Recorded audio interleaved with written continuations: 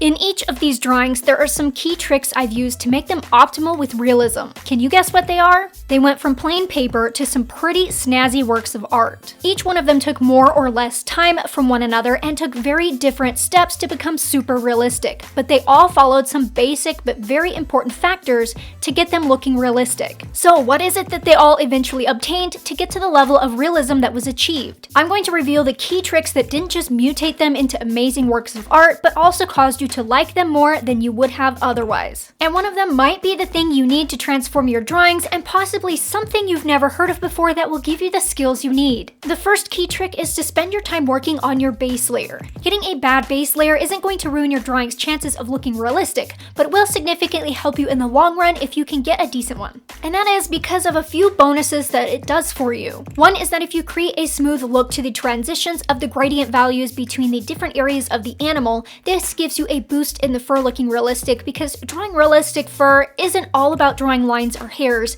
It's important to have a soft look to the transition of values. Second is that it's going to help you see the differences of where there are changing values for the highlights, midtones, and shadows, because there are different values for each and every area of your animal, and getting this right is what gives your subject the right bone and muscle structure instead of it looking like a foofball. When you're working in your base layer, take your time and try and pinpoint the different values and colors for the highlighted hairs in each area and closely match them.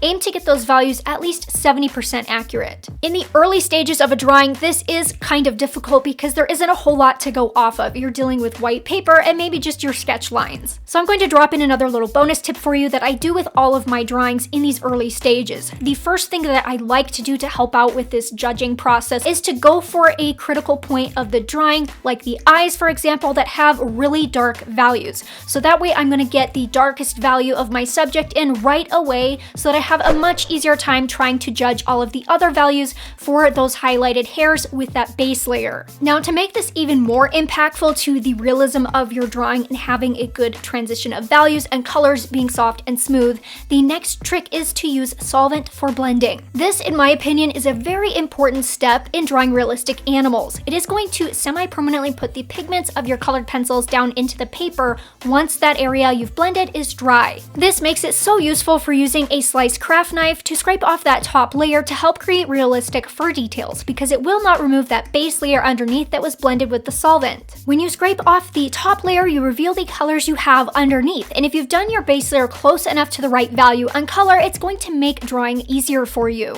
A very aggravating and common problem a lot of us artists have who draw animals is those pesky white fine hairs. It's a pain in the butt to have to painstakingly draw around and shape them out by hand. There is a very useful tool for this, which is called an embossing tool. It comes in multiple sizes and has a metal end that you use to press into and indent the paper. Then as you fill in colors around it, it will leave that indented part of the white paper white. This makes drawing little white hairs a lot easier. Just do this step before you begin filling in your drawing and before you fill in that base layer. Depending on how large the whiskers or hairs are of the animal you're drawing, this isn't going to be so useful for larger hairs because it's too wide of a gap to prevent any color from getting on the indentation, like it does wonderfully for those fine hairs, because the gap between the pressed down paper is a lot smaller. Another important trick to drawing animals is using references. This gives you the ability to more accurately judge and compare and improve, because you can see mistakes you've made and how it is supposed to look. This is going to drastically improve how fast you can learn to become better at drawing. From the right values to the correct placement and shape of all the details, this is your greatest tool in learning to draw realistic animals. Now, the real trick in using a reference photo to draw from is choosing photos that are dramatic with good lighting. These types of photos cause people to look at the photo more, and therefore, when you draw from them, they're going to cause people to want to look at your drawing more.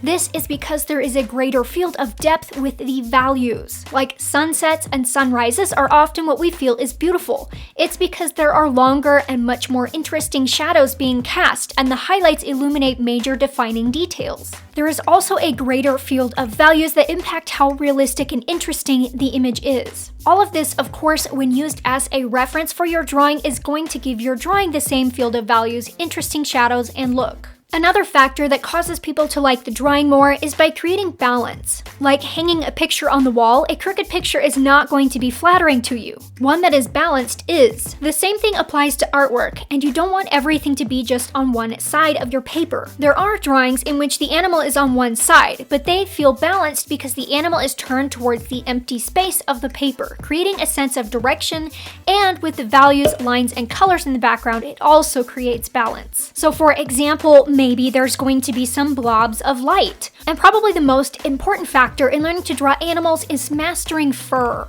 It really is the make or break in animal drawings looking realistic or not. One of the best ways that you can get your fur looking realistic is to draw multiple fur stroke layers for each and every value or color that you are using for the fur. This is very important to do because it builds lots of depth in the fur between those values. Values are the single most important part of a drawing looking realistic, so taking the time to make sure you get enough in is key. What is it you feel you struggle with most about drawing fur? Let me know down in the comments and I will answer your question in an upcoming video. What I like to do for my drawings is draw one fur stroke layer for the highlights, shadows, then do another fur stroke layer with the same color, but press a little harder to get some darker values in. Then I do the same process for the other values and colors for the fur, doing multiple different pressure applications of fur stroke layers. This drastically improves the realistic look to fur and all the varying shades of values and shapes of those shadows within the fur. It's also important that you pay attention to the reference and try to closely match the darkest values as accurately as possible, because you can get away with inaccuracies of midtones and highlights,